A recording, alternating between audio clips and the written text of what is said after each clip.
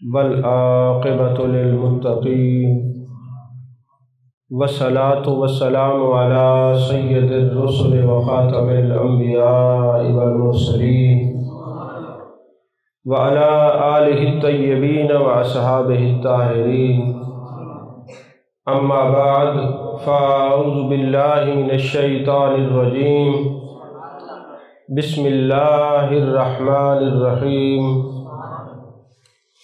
ان الذین آمنوا وعملوا الصالحات اولئک هم خیر البریہ۔ صدق اللہ العظیم و صدق رسولہ النبی الکریم الامین المکین الرؤوف الرحیم۔ قال اللہ تبارک و تعالی فی شان حبیبہ مخبرا و آمرا، ان اللہ و ملائکتہ یصلون علی النبی یا ایہا الذین آمنوا صلوا علیہ وسلموا تسلیما۔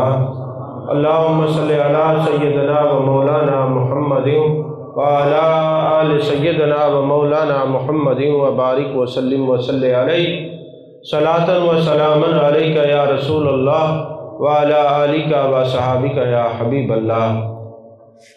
تمام تعریفیں اللہ تبارک و تعالیٰ کے لیے جو خالق کائنات بھی ہے، مالک ششجہات بھی، جو آد بھی ہے، صمد بھی ہے، جس کی شان لم یلد بھی ہے ولم یولد بھی۔ لا تعداد عدیہ درود و سلام بارگاہ سید الانام، شفیع رحمت، والی امت، شاہ خوباں، جان جانا، شہنشاہ حسینہ، سید سربراں، سیاہ لامکاں، تتیمہ دوراں، سرخیل دہرہ جمالا، رازدان ماؤہا، شاہد ماتوا، صاحب علم نشرہ، معصوم آمنہ، احمد مجتبیٰ حضرت محمد مصطفیٰ صلی اللہ علیہ وآلہ وصحبہ وبارک وسلم کی دربار ناز میں اپنی عقیدتوں، ارادتوں، محبتوں کا خراج پیش کرنے کے بعد آج کی یہ روحانی عرفانی محفل پاک سلطان العارفین، زبدۃ العاشقین، حضرت سیدنا بایزید البسطامی رحمۃ اللہ علیہ کے نام کی محفل ہے۔ جان کائنات، جان عالم مصطفیٰ جان رحمت صلی اللہ علیہ وسلم ارشاد فرماتے ہیں، جامع الصغیر کی حدیث پاک ہے، میرے آقا نے فرمایا انبیاء کا ذکر کرنا عبادت ہے، اولیاء کا ذکر کرنا گناہوں کا کفارہ ہے۔ اور اللہ نے قرآن پاک میں ارشاد فرمایا ان الذین آمنوا وعملوا الصالحات اولئک هم خیر البریہ۔ جو لوگ ایمان لائے اور نیک عمل کیے وہ اس مخلوق میں سب سے بہترین ہے۔ بہارستان کے اندر علامہ جامی علیہ الرحمہ نے ایک حدیث پاک نقل فرمائی ہے، میرے آقا کریم صلی اللہ علیہ وسلم نے ارشاد فرمایا کہ قیامت والے دن اللہ تبارک و تعالی جب لوگوں کو جنت میں بھیجے گا تو کچھ لوگ ایسے ہوں گے جن کے لیے حکم ہوگا کہ جہنم میں چلے جائیں۔ اچانک اللہ تبارک و تعالیٰ کی ذات بابرکات ارشاد فرمائے گی ان جہنم میں جانے والوں کو لے آؤ اور ان سے ایک سوال کرو کہ جب یہ دنیا میں رہتے تھے تو وہاں میرے ولی رہتے تھے، کیا ان میں سے انہوں نے کسی کا نام سنا تھا؟ یہ حدیث پاک ہے، اولیاء کرام کا نام سنا تھا، کیونکہ اللہ نے موقع بڑا دیا ہے۔ آخر کبھی تو آپ بیٹھ کے یہ غور فرمائیں، ایک بچہ لاہور میں پیدا ہو یا پاکستان کے کسی کونے میں، اپنے دادا کا نام الا ماشاءاللہ لوگوں کو آتا ہوگا، مگر داتا علی حجویری کا نام سب کو یاد ہے، سیدنا غوث الثقلین رحمۃ اللہ علیہ کا نام سب کو یاد ہے۔ اس کے علاوہ جناب والا مختلف جو ہیں اولیاء کرام کے اسماء گرامی یاد ہیں۔ ملتان میں حضرت بہاؤالدین زکریا رحمۃ اللہ علیہ، حضرت شاہ رکن عالم رحمۃ اللہ علیہ، سب کے نام لوگوں کو یاد ہے۔ آخر کبھی آپ غور تو کریں وجہ کیا ہے کہ یہ لوگ دنیا سے چلے جاتے ہیں۔ آج قبرستان میں مغرب کے بعد کسی کو دفنا کے عشاء کے بعد جا کے قبر تو لیجئے، پتہ ہی نہیں ہوگا یہ کس کی قبر ہے۔ لیکن یہ کون سی بستی کے لوگ ہیں، یہ کہاں کے رہنے والے ہیں کہ صدیاں بیت جاتی ہیں، نہ ان کا نام مٹتا ہے نہ ان کے قبریں مٹتی ہیں، وجہ کیا ہے؟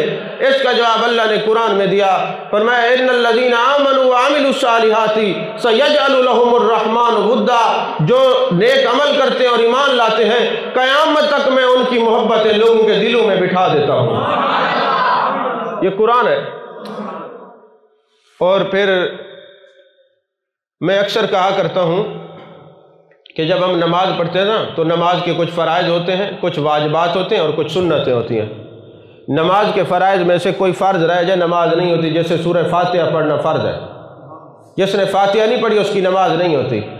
اسی طرح جب آپ التحیات پڑھتے ہیں عبدہ و رسولہ تک ایک ایک لفظ جو ہے یہ واجبات میں سے واجب ہے، اگر ایک لفظ چھوڑ دیں گے نماز نہیں ہوگی، اگر آپ چھوڑیں گے سجدہ صاف کریں گے تو نماز ہوگی، ویسے نہیں ہوگی۔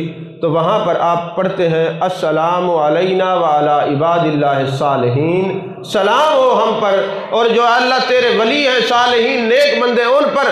اگر کوئی بندہ کہے کہ میں صالحین پر سلام بھیجتا ہوں نماز ہو جاتی ہے تو ماننا پڑے گا جن اولیاء کی نماز میں سلام بھیجنے سے نماز کامل ہوتی ہے۔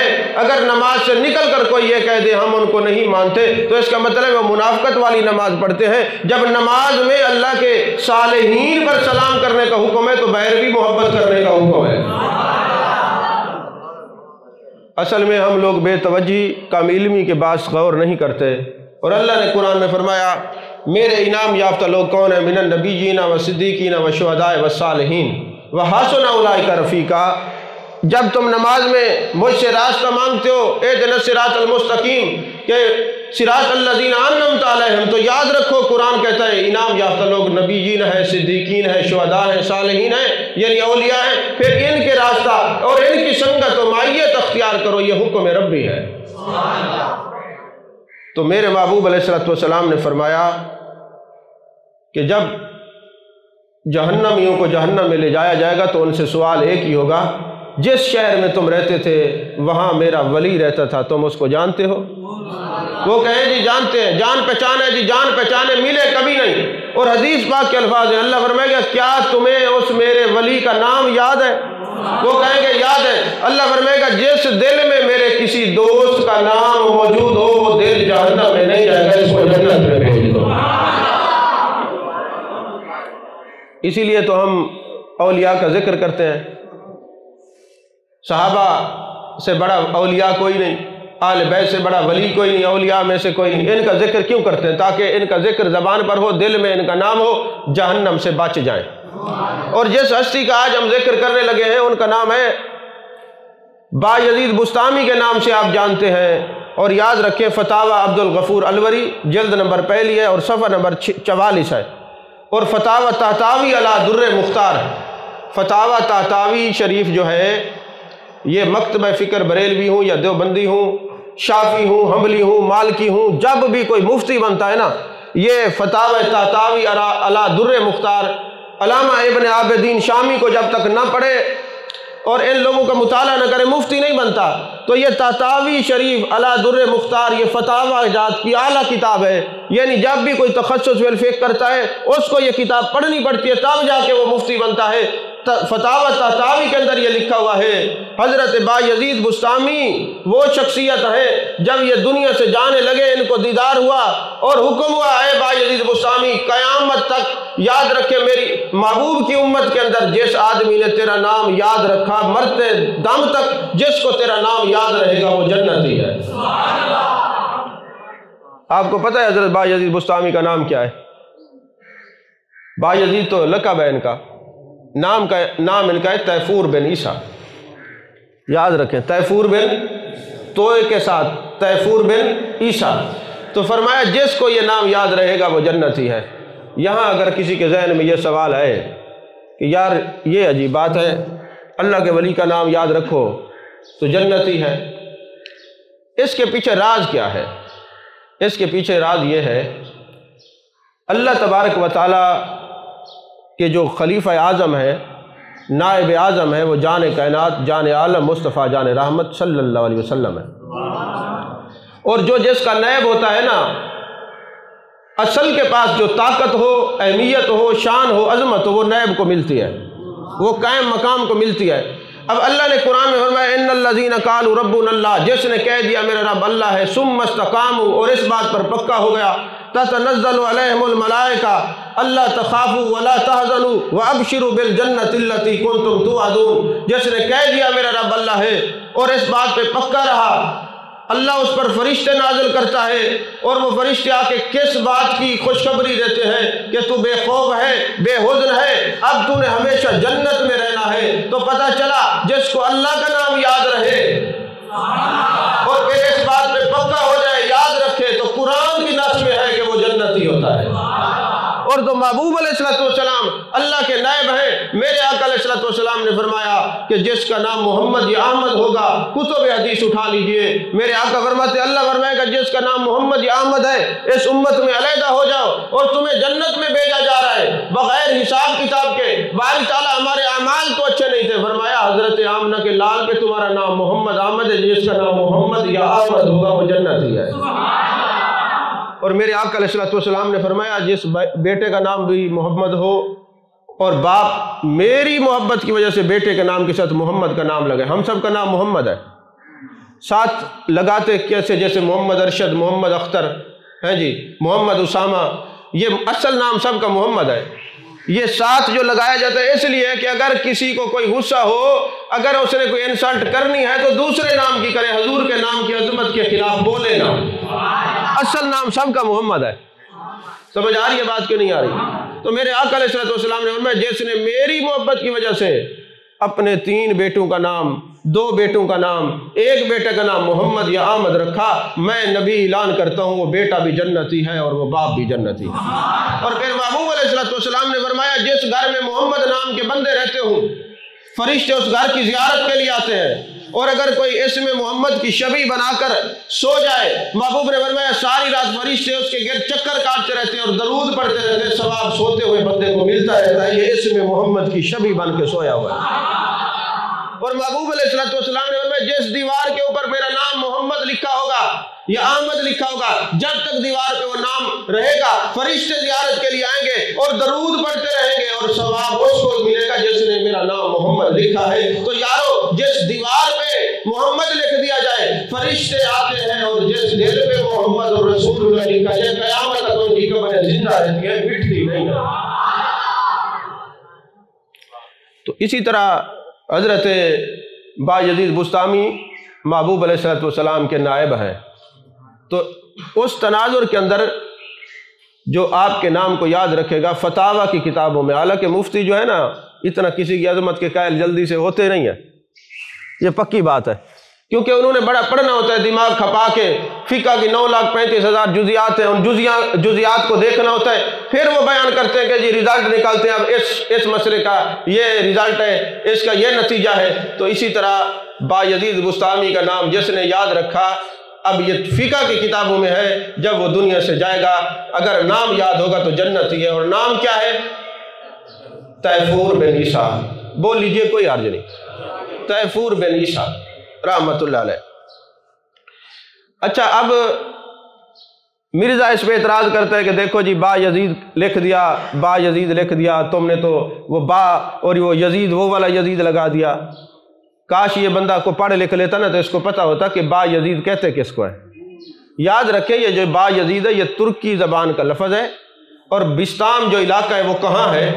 ترکمانستان کے بارڈر کے ساتھ بستام کی بستی ہے، وہاں بستام کے اندر ترکی کے اندر جو ہے نا با یزید اس کہتے ہیں، با کا معنی ہوتا ہے ابید اور یزید کا معنی ہوتا ہے البتل، یعنی البتل الابید عربی میں کہتے ہیں کہ جو خوبصورت سفید رنگت والا خوب رو نوجوان ہو اس کو ترکی زبان میں با یزید کہتے ہیں، یعنی ترکی زبان میں یہ ترک تھے تو ترکی زبان میں با یزید کہتے ہیں خوبصورت سفید رنگت والے خوب رو نوجوان کو با یزید۔ اس لیے آپ ترکی کا مطالعہ کریں ترکوں کا تو آپ کو پتہ چلے گا ان کے بادشاہوں کے نام کے با یزید اول، با یزید ثانی، با یزید ثالث، یعنی وہ خوبصورت نوجوان سفید رنگت والا پہلا بادشاہ وہ دوسرا بادشاہ، وہ تیسرا بادشاہ، تو یہ بایزید ترکی زبان میں سفید رنگت والے خوبصورت نوجوان کو بایزید کہتے ہیں۔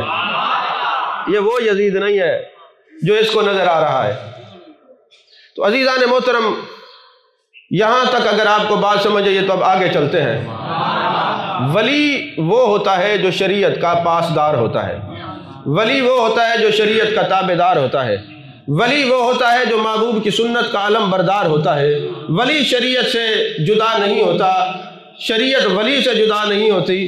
تو اسی طرح حضرت بایزید بسطامی رحمۃ اللہ علیہ فرماتے ہیں، مجھے پتہ چلا ایک جگہ اللہ کا ولی آیا ہوا ہے، میں بڑی دور سفر کر کے گیا کہ میں جا کے اللہ کے ولی کی زیارت کر کے آؤں۔ جب میں دیدار کرنے کے لیے گیا، بڑا نام تھا، بڑے غوث ہے، بڑا کتب ہے، بڑے مریدین کے چرچے ہیں، بڑا عجیب پہنچا ہوا ہے۔ کہتے جب میں اس کے سامنے گیا تو میں نے کیا دیکھا، وہ قبلہ کی طرف منہ کر کے تھوک رہا تھا۔ میں واپس آ گیا۔ جو شریعت کی پاسداری نہیں کر سکتا، جو قبلہ کا ادب کرنے والا نہیں ہوتا، وہ ولی نہیں ہو سکتا، کیونکہ حضرت بایزید بسطامی نے کہا ولی وہ ہے جو قبلے کا بھی ادب کرنے والا ہو، کعبے کا بھی ادب کرنے والا ہو، کعبے کے کعبے کا بھی ادب کرنے والا ہو۔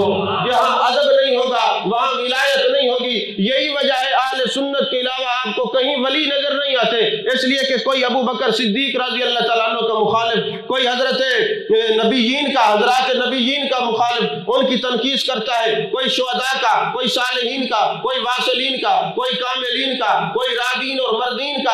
واحد یہ اہل سنت و جماعت ہے، یہ نبیین کی غلام ہے، صدیقین کی غلام ہے، شہداء کی غلام ہے، صالحین کی غلام ہے، کاملین کی غلام ہے، ان سب کا ادب کرتی ہے۔ اور الدین کلو ادب، کہا کسی کا دین چیک کرنا ہو اس کا ادب چیک کریں، جس کے پاس جتنا زیادہ دین ہوگا اس کے پاس اتنا زیادہ ادب ہوگا۔ تو فرمایا ہم نے یہ دیکھا کہ جو قبلہ کی طرف منہ کر کے تھوکتا ہے وہ ولی نہیں ہو سکتا۔ اور یاد رکھیں ابو داؤد شریف کی حدیث پاک ہے، ابو داؤد شریف سیاہ ستہ میں ہے، تمام مدارس میں کسی مکتبہ فکر سے بھی ہو، کسی بھی مکتبہ فکر سے بھی ہو، تب بھی جو ہے نا وہ ابو داؤد شریف اپنے مدرسے میں پڑھائی جاتی ہے۔ میں تو حیران ہوتا ہوں، یہ مدارس میں بھی پڑھتے پڑھاتے ہیں، کوئی دیوبندی ہے، بریلوی ہے، جتنے بھی کلمہ پڑھنے والے حضرات ہیں، مدارس ہیں، سارے یہ ابو داؤد شریف پڑھاتے ہیں۔ تو ابو داؤد شریف کی یہ حدیث پاک ہے، میرے آقا کریم صلی اللہ علیہ وسلم نے ایک آدمی کو دیکھا کہ وہ مسجد کا امام ہے اور قبلہ کی طرف منہ کر کے تھوک رہا ہے۔ محبوب نے فرمایا کوئی اس کے پیچھے نماز نہ پڑھے۔ یہ ابو داؤد شریف کی حدیث پاک ہے، پتہ نہیں یہ لوگ کو کیوں نہیں نظر آتی۔ محبوب علیہ السلام نے اعلان کیا کوئی بندہ اس کے پیچھے نماز نہ پڑھے۔ اس امام کو جب پتہ چلا وہ آیا، یا رسول اللہ صلی اللہ علیہ وسلم آپ نے منع کیا ہے۔ میرے آقا نے فرمایا ہاں ہم نے منع کیا، میں نے تجھے خود دیکھا ہے تو قبلہ کی طرف منہ کر کے تھوک رہا تھا، تجھے نہیں پتا جو قبلہ کی طرف منہ کر کے تھوکے وہ اللہ اور اس کے رسول کو اذیت دیتا ہے۔ تو لہٰذا جو قبلہ کی طرف منہ کر کے تھوکے وہ امامت کے قابل نہیں ہوتا۔ اور یہ طبرانی شریف کی حدیث پاک ہے، میرے آقا کریم صلی اللہ علیہ وسلم نے ارشاد فرمایا جو قبلہ کی طرف منہ کر کے تھوکے گا وہی تھوک کو سنبھال کے رکھا جائے گا، قیامت والے دن اس کو تباہ کر اس بندے کے چہرے پر، منہ کے اوپر ملا جائے گا اور دو جو ہے نا ابرو کے درمیان ملا جائے گا، اور اسے کہا جائے گا تو نے قبلے کا احترام نہیں کیا، قبلے کی عزت نہیں کی، تو نے اللہ اور اس کے رسول کو ایذا دیا، یہ وہی تیری تھوک ہے جو تیرے چہرے پہ ملی جا رہی ہے۔ تو حضرت بایزید بسطامی واپس آ گئے اور وہ اس سے نہیں ملے، اور آپ نے آنے والے تمام اپنے روحانی مریدین کو کیا سمجھایا کہ جس کو تم پیشوا مانتے ہو وہ تو ان سے ملتا ہی نہیں جو شریعت کے مخالف ہوتے ہیں، ملتا اس کو ہے جو شریعت کے موافق ہوتے ہیں۔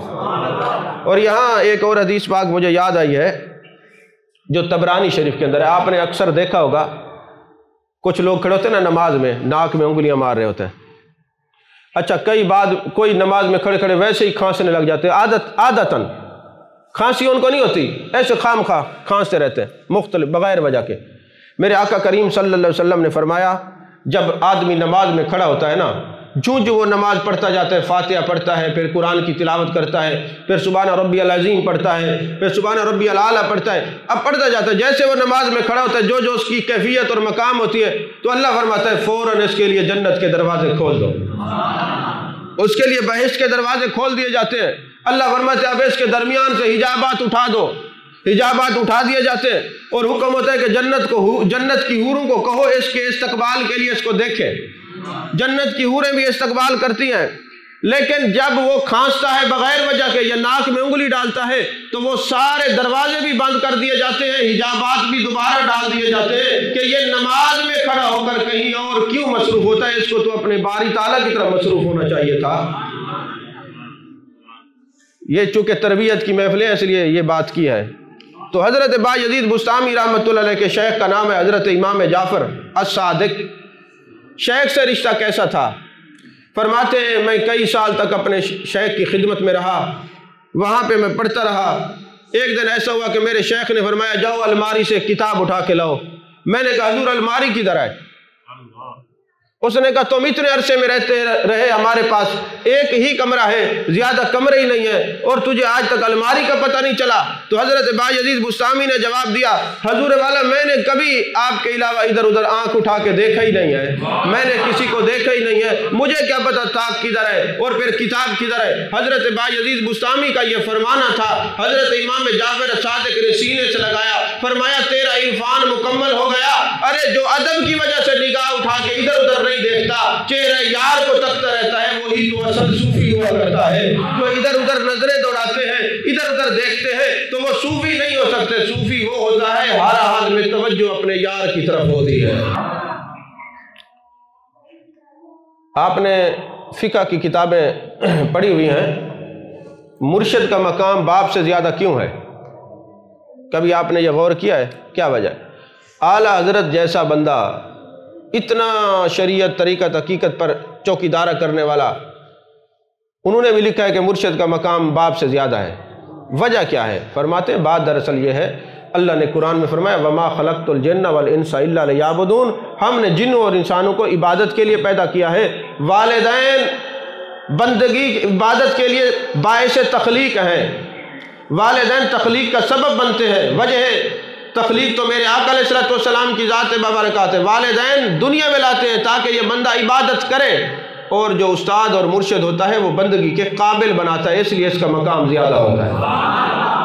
بندگی کے لیے دنیا میں سادہ الفاظ یہ کہہ دوں کہ والدین لائے تھے زمین پر، اور پھر شیخ اٹھا کے آسمان والے رب سے تعلق قائم کر دیتا ہے، کیونکہ یہ دونوں اسباب ہیں۔ دونوں کی قدر، والدین کو دیکھو تو کامل حج کا ثواب ہے۔ جان کائنات صلی اللہ علیہ وسلم نے فرمایا جو والدین کو محبت سے دیکھتا ہے، چاہے اپنے والد کو دیکھے یا اپنی اماں جی کو دیکھے، اس کو ایک کامل حج مبرور کا ثواب ملتا ہے، یعنی جس کی جزا جنت ہے۔ اور یاد رکھیں حج پہ جاتے ہیں، آج کل تو ویسے ہی بہت مہنگا پیکیج ہے، 18 19 20 لاکھ کا پیکیج ہے۔ آپ پیسے بھرتے ہیں، مینا عرفات مزدلفہ جاتے ہیں، پیسے لگاتے ہیں، گھر بار چھوڑتے ہیں، ہاں جی سفر حضر کی تکالیف برداشت کرتے ہیں۔ آپ کے پاس سند نہیں ہے کہ آپ کا حج قبول ہوا کہ نہیں ہوا، لیکن محبوب نے فرمایا جو پیار اور محبت سے اپنے والدین کے چہرے کو دیکھے گا اس کو کامل حج کا ثواب ہے۔ یعنی صبح شام حج کرنے کے لیے جن کے والدین حیات ہیں ان کے لیے تو حج کا دروازہ کھلا ہوا ہے، رحمتوں کا دروازہ کھلا ہوا ہے۔ اور ایک صحابی نے عرض کی یا رسول اللہ صلی اللہ علیہ وسلم اگر کوئی 100 بار دیکھے، فرمایا اس کی رحمت وسیع ہے، 100 بار دیکھے تو اللہ اس کو 100 حج کا ثواب عطا فرمائے، اور حج نہیں صرف کامل حج کا، حج مبرور کا ثواب عطا فرمائے گا۔ تو اندازہ لگائیں جو والدین دنیا میں لے کے آتے ہیں ان کو محبت سے دیکھیں تو حج کا ثواب ہے، جو پھر دنیا سے لے کر خدا کے پاس پہنچاتے ہیں ان کے دیکھنے کا کتنا ثواب اور اجر ہے۔ تبھی تو مولا کائنات حضرت علی کرم اللہ وجہ الکریم نے فرمایا جس نے مجھے ایک سبق پڑھایا وہ میرا مولا ہے، میرا آقا ہے، اب وہ چاہے مجھے اپنے پاس رکھے یا مجھے بیچ دے، وہ میرا مولا ہے۔ جبکہ مولا علی تو کسی اور کے شاگرد نہیں ہے، وہ تو جان کائنات صلی اللہ علیہ وسلم کے شاگرد ہیں، لیکن ہمیں عقیدہ یہ پڑھا رہے ہیں جس کے پاس بیٹھ کے تعلیم حاصل کرو اس کا مقام اور درجہ کیا ہوتا ہے۔ عزیزان محترم، یہ تو شیخ کے ساتھ عالم یہ ہے کہ کسی کو نہیں دیکھتے، والدہ کے ساتھ، والد بچپن ہی سے دنیا سے چلے گئے تھے، اور والدہ کا احترام یہ ہے کہ ایک دن ماں نے آواز دی بیٹے بایزید میرے لیے پانی لے آؤ۔ حضرت بایزید بسطامی اٹھے، جب پانی لے کے آئے نا تو ماں سو چکی تھی، سخت سردی کا موسم ہے، کتب سیر کے اندر یہ بات موجود ہے، تذکرۃ الاولیاء میں یہ بات موجود ہے باقی کتب کے اندر یہ بات موجود ہے کہ آپ ساری رات پانی لے کے کھڑے رہے، سخت سردی کا موسم تھا، چونکہ مٹی کا پیالہ تھا تو آپ کا گوشت جو ہے وہ ادڑ گیا اور پیالے کے ساتھ زنگ ہو گیا۔ جب ماں پچھلی پیر اٹھی تو کہنے لگی بیٹے تم ساری رات کھڑے رہے ہو، تو ماں نے پھر ہاتھ اٹھا کے دعا کی، اے اللہ میرے بیٹے کو اپنی دوستی میں قبول فرما لے، یہ اپنی ولایت کے پردے میں اس کو چھپا لے۔ یہ ماں کا دعا کرنا ہی تھا، دل کی کیفیت بدل گئی اور کہنے لگے اماں جی مجھے اجازت دیں، میں رب کو تلاش کرنا چاہتا ہوں۔ پھر آپ باقاعدہ عالم بنے، باقاعدہ تعلیم حاصل کی، حضرت امام جعفر الصادق رضی اللہ تعالیٰ عنہ کے پاس اور ان کے بیٹے حضرت امام باقر رضی اللہ تعالیٰ عنہ کے پاس آپ نے تصوف کی تعلیم لی، باطن کو مزکہ مصفہ مجلہ کیا۔ شیخ نے کہا 12 سال بعد جاؤ تیرا عرفان مکمل ہو گیا، اب جا کے لوگوں کو دین اسلام کی تبلیغ کرو۔ تو حضرت بایزید بسطامی 12 سال بعد واپس اپنے گھر میں آئے۔ اب گئے تھے تو عالم نہیں تھے، آئے تو بہت بڑے عالم ہیں، بہت بڑے صوفی ہیں، صاحب کرامت بزرگ ہیں، ادب آج بھی ہے۔ رات کے حصے میں بستان کی گلیوں میں جب اپنے گھر کے دروازے کے پاس آئے تو دل نے یہ کہا، دروازے پہ دستک دے کے ماں کو جگاؤں اور کہوں اماں تیرا بیٹا آیا ہے؟ کہا نہیں اماں جی سو رہی ہوں گی، تہجد کے وقت اٹھیں گی اور جب پانی نالی سے گزرے گا بیٹھ جاتا ہوں، پھر میں دروازے پہ دستک دوں گا۔ 12 سال بعد ساری رات انتظار کیا، جب پچھلی رات آئی بایزید بسطامی کی اماں اٹھتی ہے، وضو کرتی ہے، وضو کا پانی دیکھتے ہیں، آپ سوچتے ہیں کہ آپ اٹھ گئی ہیں، پھر دروازے پر ایسے دستک دیتے ہیں، جیسے ہی پہلے ہاتھ دروازے پہ دستک کا رکھا تو اندر سے ماں نے آواز دی بایزید میرے بچے آ رہی ہوں، دروازہ کھول دے۔ جب ماں آئی نا تو حضرت بایزید بسطامی قدموں میں گر گئے، اماں جان 12 سال بعد آیا ہوں، سوچنے والی بات یہ ہے، پوچھنا یہ چاہتا ہوں اماں دروازے پہ میں نے ہاتھ رکھا تھا، آپ نے دستک سے پہچان لیا، پتہ کیسے لگ گیا بایزید آیا ہے؟ ماں نے بڑا قیمتی جملہ کہا سارے رشتوں میں کھوٹ ہو سکتی ہے، والدین کے اور شیخ کے رشتے میں کھوٹ نہیں ہو سکتی۔ اگر بیٹا 12 سال بھی گھر لوٹ کے آئے، ماں باپ نہیں بھولتے، رحمتیں اسی طرح اس کو جو ہے نا اپنی رحمتوں کی چادر میں لپیٹ لیتی ہیں۔ ایک ماں کا وجود ایسا ہے کہ تو 12 سال چھوڑ 100 سال بھی آتا تو تیرے دروازے کی لمس سے ماں کو پتہ چل جاتا ہے میرے بیٹے کے دروازہ کھٹکھٹانے کا انداز ایسا ہے۔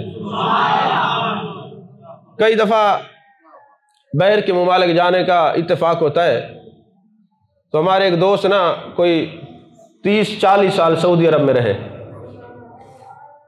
تو پھر ان کا کام ختم ہو گیا، خروج ہو گیا، تو مدینہ شریفہ میں ملنے کے لیے آیا، کہتے جی پھر ملاقات تو وہ ہوگی ملتان میں، لیکن میں اب جا رہا ہوں تو آپ سے اجازت لینے کے لیے آیا ہوں۔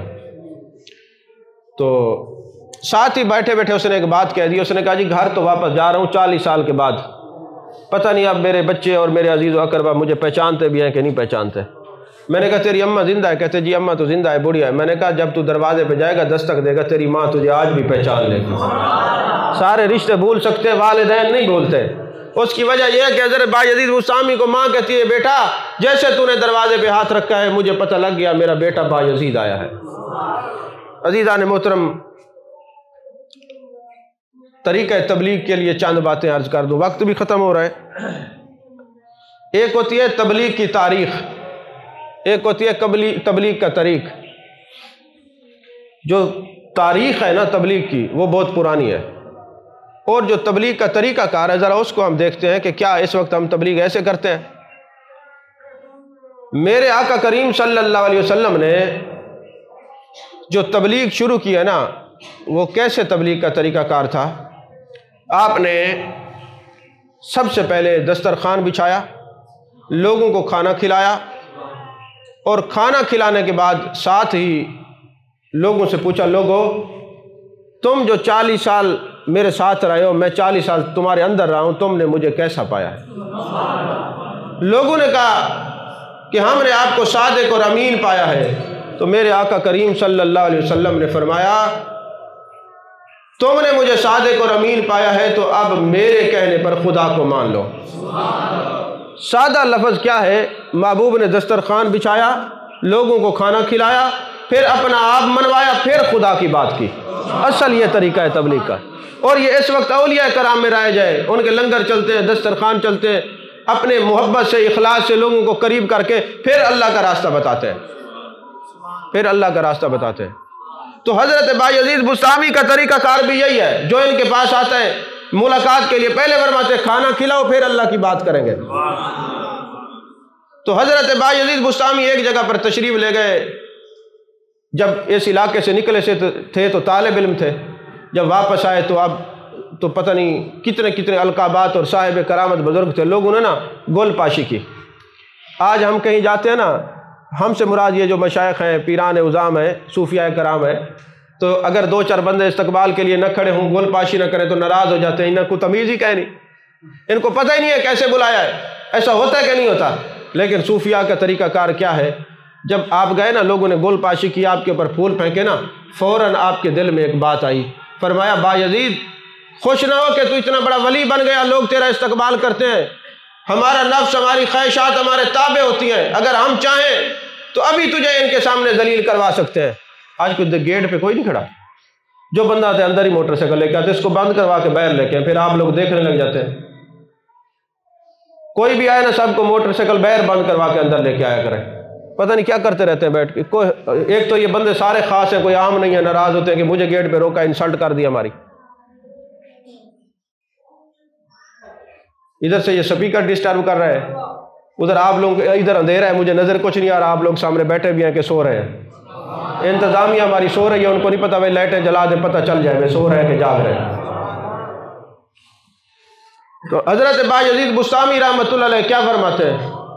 فرماتے ہیں کہ اپنے آپ کو میں نے کہا کہ ابھی میں تیرا استقبال کرواتا ہوں، رمضان المبارک کا مہینہ تھا، دوپہر کا وقت تھا، استقبال ہو رہا ہے۔ تو حضرت بایزید بسطامی نے اپنے جیب سے خشک روٹی کا ٹکڑا لیا اور منہ میں رکھ لیا۔ جو لوگ پھول پھینک رہے تھے انہوں نے پتھر پھینکنا شروع کر دیے کہ یہ زندیق ہے، اس کو یہ نہیں پتا کہ رمضان المبارک ہے اور یہ کھانا، یہ روٹی منہ میں ڈال رہا ہے، بس بیٹھ جائے یار، تو بھی کھانا منہ میں ڈال رہا ہے، اس کو پتہ نہیں ہے۔ جیسے یہ بات کی نا، اب یہاں یہ سوال پیدا ہوتے، آپ کہیں گے اللہ کے ولی تھے اور روزہ نہیں رکھا ہوا تھا، پہلی بات ہے انہوں نے ٹکڑا منہ میں رکھا ہے، کھایا نہیں۔ دوسری بات ہے آپ مسافر تھے، مسافر پر روزہ فرض نہیں ہوتا، توجہ نہیں کیا آپ نے۔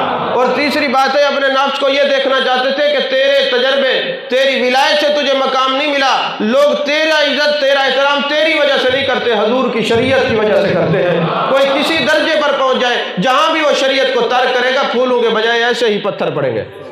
سمجھانا مقصود یہ تھا۔ اور پھر حضرت بایزید بسطامی کا طریقہ تبلیغ یہ ہے کہ آپ کے علاقے میں ایک طوائف عورت رہتی ہے، آپ کو پتہ چلا نا، آپ فوراً گئے، مصلی بچھایا، اس کے دروازے پہ بیٹھ گئے اور اللہ اکبر نوافل پڑھ رہے ہیں۔ وہ سارا دن بیٹھی رہی، کوئی آیا ہی نہیں۔ اپنی نکرانی کو کہا جاؤ پتہ کر کے آؤ کہ یہ کون ہے۔ انہوں نے کہا جناب کوئی اللہ والا ہے، دروازے پہ بیٹھا ہوا ہے اور اللہ اللہ کر رہا ہے۔ وہ عورت آتی ہے اور آ کے کہتی ہے کہ بابا یہاں کیا کام ہے تیرا، یہاں تو بد کردار لوگ آتے ہیں، بد چلن لوگ آتے ہیں، آپ یہاں کہاں بیٹھے ہوئے ہیں؟ فرمایا مجھے پتہ چلا ہے کہ یہاں بدکاری ہوتی ہے، تو ولی کا کام یہ بھی ہوتا ہے جہاں اللہ اللہ کی در میں لگائے وہاں یہ اس بیماری کو روکے بھی صحیح۔ تو اس لیے میں بیٹھا ہوں، یہ بتا کتنے پیسے لیتی ہے؟ اس نے کہا میں 100 درہم لیتی ہوں۔ کہتا ہے یہ آدھے پیسے لے لو، آدھے شام کو دوں گا۔ وہ عورت، اس کے خیالات دل کے بدل گئے کہ شاید یہ بابا بھی ایسا ہے۔ لیکن جب آپ گئے، آپ نے فرمایا غسل کرو، وضو کرو، اچھے کپڑے پہنو، مصلی بچھا کے میرے ساتھ کھڑی ہو، جو جیسے میں نے کرنا ہے تم نے ایسے کرنا ہے۔ جب بابا سجدے میں گیا، اللہ کی بارگاہ میں دعا کی، میرے مالک یہاں تک لانا میرا کام تھا، نماز پڑھانا تیرا کام ہے۔ وہ عورت اٹھی تو جب سجدے سے اللہ نے اس کو ولایت کے پردے میں چھپا دیا، وہ 7 ایسے ولیوں کی ماں بنی ہے، بعد میں اس کی پشت کے 7 بچے۔ اور پھر اس کو عورت کو دیکھا کعبے میں طواف کر رہی تھی، کسی نے پوچھا تیرا تو کردار اچھا نہیں تھا، فرمایا بے موسم پھل وہ رب لگاتا ہے مگر کسی اللہ والے کی نظر سے لگاتا ہے۔ وہ اللہ کے ولی کی نظر پڑی ہے کہ مجھے بھی درجہ ولایت پر فیض کر دیا اور میری اولاد میں بھی ولی پیدا ہو گئے ہیں، یہ کسی اللہ والے کی نظر کا کمال ہے۔ عزیزان محترم، تبلیغ کا عالم یہ ہے کہ یہ اکثر آپ نے دیکھا یہ جو گانے بجانے والے ستار، گٹار جس کو بربت کہتے ہیں، یہ بجا رہا تھا، آپ وہاں سے گزرے نا تو آپ نے جیسے دیکھا تو پڑھا لا حول ولا قوت الا باللہ۔ وہ اس بندے نے سن لیا جو گٹار بجا رہا تھا۔ آپ کو پتہ ہے میراثی طبیعت کے بڑے سخت ہوتے ہیں۔ اس نے جب یہ سنا نا، اس نے وہ گٹار اٹھایا، آپ کے سر پہ مار دیا، آپ کا سر پھٹ گیا۔ جیسے سر پھٹا نا تو آپ اس کے ہاتھ کو پکڑ کے، اور بربت ٹوٹ گیا، وہ جو اس نے تنبورہ بنایا ہوا تھا، وہ گٹار بنایا تھا، ٹوٹ گیا۔ آپ نے فرمایا تیرے ہاتھ کو تکلیف تو نہیں پہنچی، اور پیسے دیے، فرمایا یہ اپنا بربت بھی خرید لینا اور جو پیسے بچے کچھ کھا لینا، تیری انرجی بڑی خرچ ہوئی ہوگی۔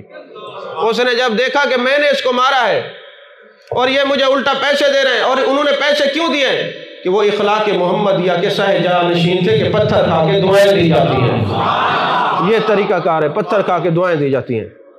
عزیزان محترم، ایک مرتبہ آپ ایک امام کے پیچھے گئے نماز پڑھنے کے لیے۔ آپ کو پتہ ہے ہمارے جو معاشرے میں ہمارے جو ایک طبقہ ہے نا علماء کا، ان کی ایک عادت بڑی گندی ہے، مشترکہ ہے تقریباً، الا ماشاء اللہ کا قانون تو موجود ہے، یعنی ہر ایک کو یہ پوچھتے رہیں گے ان کا ذریعہ معاش کیا ہے، انہوں نے اتنا بڑا جامعہ کیسے بنا لیا، یہ اچھے کپڑے کیسے پہن لیتے ہیں، یہ کیا شائع ہیں، یہ کیا چیز ہیں، یعنی خام خواہ ان کو یہ بیماری ہے۔ اس لیے تصوف کی کتابوں میں عام کاریوں کی سنگت سے بچنے کا، کتاب اللمہ میں یہ لکھا ہوا ہے، ابن العربی جیسے لوگوں نے کہا جب یہ لوگ کسی کے ساتھ دوستی لگاتے ہیں تو ان کی وہ تعریفیں کرتے ہیں جو ان کے اندر ہوتی نہیں، اور جب ناراض ہوتے ہیں وہ عیب بیان کرتے ہیں جو اس بندے میں نہیں ہوتے، لہٰذا ان کی یاری سے بچنا چاہیے، اللہ سے یاری لگانی چاہیے۔ اب برملا میں نے کہہ دیا کتابوں کے حوالے دیکھ لیجئے، بات نہ ہو تو پھر مجھ سے بات کرے کوئی، لیکن ان کی یہ گندی عادت ہے مولویوں کی، یہ ہر ایک کے پیچھے لگے رہتے ہیں، ہو جی فلاں کیسے، یہ کپڑے کیسے آتے ہیں، یہ کہاں سے آتا ہے، یہ کہاں سے کھاتے پیتے ہیں۔ تو اسی طرح آپ ایک مولوی کے پیچھے گئے نماز پڑھنے کے لیے، اور جیسے نماز پڑھنے کے لیے گئے تو مولوی صاحب نے پوچھا حضرت آپ کا ذریعہ معاش کیا ہے؟ فرمایا کتنے عرصے سے تیرے پیچھے نماز پڑھ رہا ہوں، نماز ذرا دہرا لوں، کیونکہ جس کو خدا کے رازق ہونے پر یقین نہیں اس کے پیچھے نماز کیسے درست ہوگی۔ سمجھ نہیں آ رہی بات؟ یہ چندے مانگ مانگ کے سارے زمانے کو لوٹ کے کھا جائیں، ان سے کوئی سوال نہیں کرتا، اور اگر کوئی اللہ کا بندہ اللہ کا ذکر کرنے میں لگا ہوا اور اللہ اس کے سارے کام پورے کر دے تو یہ لوگوں سے پوچھتے کہاں سے آ رہا ہے؟ تمہیں وہ دینے پہ رازق ہو سکتا ہے، قادر ہو سکتا ہے، تو اپنے بندوں کو نہیں دے سکتا؟ تو حضرت بایزید بسطامی نے فرمایا ضرورت ہی نہیں ہے، تیرے پیچھے جو میں نے نمازیں پڑھی تھی میں دوبارہ دہرا لوں، جس کو خدا کے رازق ہونے پر یقین نہیں وہ میرا امام نہیں ہو سکتا۔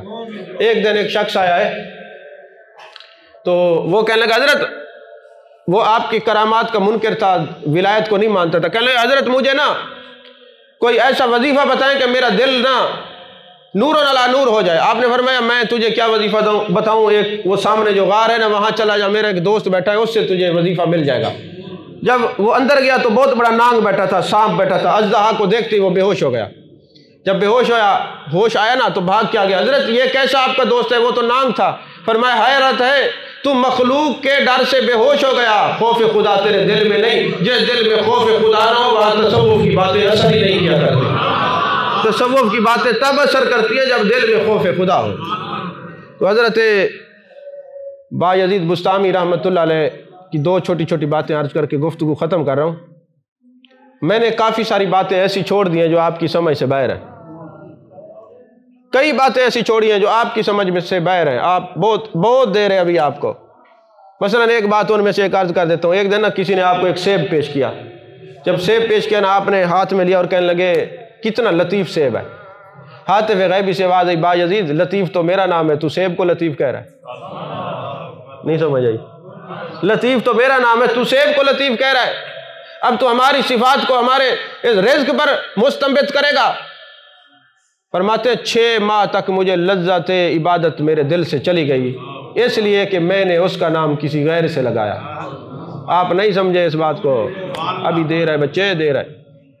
تو حضرت بایزید بسطامی رحمۃ اللہ علیہ فرماتے ہیں آپ کی عادت مبارکہ یہ تھی کہ ایک 30 سال آپ کے پاس ایک خادم رہا۔ آپ کو پتہ ہے یہ خادم بھی تو حضرت ہوتے ہیں، تو آپ جب بھی وہ خادم آپ کے سامنے جاتا تو آپ پوچھتے بیٹا تیرا نام کیا ہے؟ 2-4 سال تو وہ چپ رہا، ایک دن پھر اس کو غصہ آ گیا، اس نے کہا حضرت 30 سال ہو گئے آپ کی خدمت کرتے ہوئے، جب بھی آپ کے سامنے آتے پوچھتے ہیں آپ کا نام کیا ہے؟ کہنے لگے بیٹے میرے دل و دماغ میں اس اللہ کا نام لکھا ہوا ہے، مجھے سوائے اللہ کے نام کے کسی کا نام آتا ہی نہیں، میں کیا کروں؟ اب دیکھیں نا یہ جگ ہے نا پانی کا، آپ اس کو بھرتے جائیں بھرتے جائیں بھرتے جائیں، جگ جب فل ہو جائے گا یا فل ہو جائے گا تو اس کے منہ سے کیا نکلے گا؟ پانی نکلے گا نا، جو کچھ اس کے اندر تھا وہی ظاہر ہوگا نا۔ تو جب اللہ اللہ کرتے کرتے کرتے دل مزکہ مصفہ ہو جاتا ہے، پھر زبان سے بات کسی اور کی کرتے ہیں، اس کا ذکر نہیں نکلتا ہے، کسی اور کا ذکر نہیں نکلتا۔ میں جمعے پہ بھی ایک بات کر رہا تھا،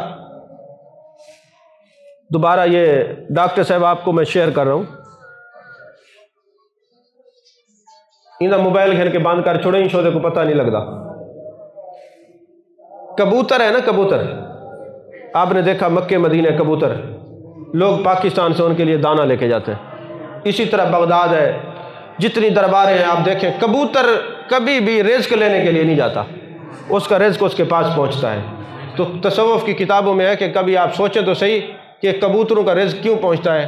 فرماتے بات دراصل یہ ہے کہ یہ کبوتر ہر وقت اللہ اللہ اللہ اللہ کا ذکر کرتا ہے اور کچھ نہیں کرتا، اور اللہ نے قرآن میں فرمایا کہ جو میرا ذکر ترک کر دے گا میں اس کی معیشت کو تباہ کر دوں گا، اور جو میرا ذکر چھوڑ دے گا وَلَا تَكُونُوا كَالَّذِينَ نَسُوا اللَّهَ فَأَنسَاهُمْ أَنفُسَهُمْ، تو میں اس کو ایسا گم کر دوں گا کہ اپنی پریشانی میں مبتلا ہوگا کہ اپنا آپ ہی بھول جائے گا، اور جو میرا ذکر کرے گا اس کو کہیں جانے کی ضرورت نہیں، میں اس کو رزق ایسے طریقے سے بھیجوں گا کہ وہ خود ہی حیران رہے گا یہ رزق کہاں سے آیا۔ تو یہ جانور پرندے ہو کر ان کا یہ عالم ہے کہ وہ اس کا ذکر نہیں چھوڑتے، اللہ اس کی خوراک کا بندوبست کر رہا ہے، تو جو اس کا ذکر کرتا ہے اس کا رزق کبھی تنگ نہیں ہوتا، یہ بات یاد رکھیں۔